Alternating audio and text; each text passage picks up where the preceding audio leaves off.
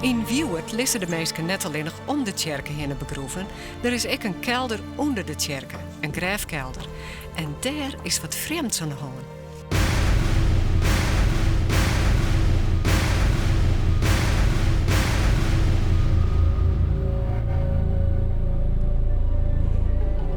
Al 400 jaar lissen hier de meesten begroeven. En als het begroeven wist, bleef er uiteindelijk alleen nog maar een skelet van die oer. Met deze likken is wat oorsbad. Ze binnen verdroegen, mummificeerd. En hoe dat kan, dat is net te verklaren. De mummies waren lang lien bij tafel voen.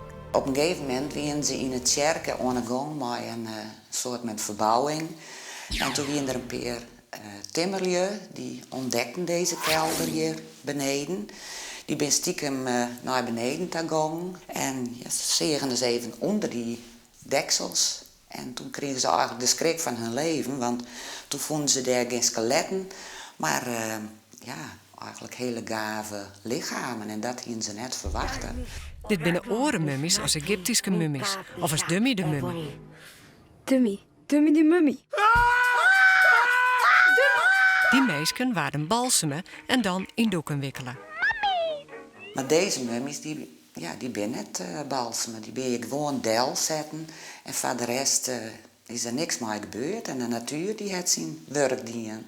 Dus het is echt natuurlijke mummies. Dus dit ben eigenlijk zo'n soort van per ongeluk mummies? Ja, zo kun je het eigenlijk wel zeggen. Ja, dus per ongeluk is dit zo gebeurd. Dit is dus een van de mummies. Hij had geen kleren meer aan, want dat is in de loop van de tijd vergingen en dat heeft ze voorthellen. Vandaar dat je iepen en bleed ervoor leidt.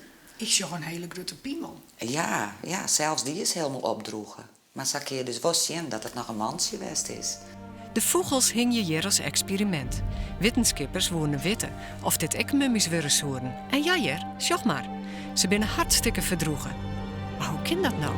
Daar beziek je meesken al eeuwenlang achter te komen. Nergens op de wereld is een kelder als hier in Wiewert te vinden.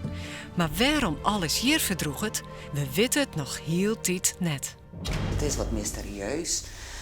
Sommigen denken dat er hier iertstralen binnen, of dat er wat vreemde gasten uit de boeien bij komen.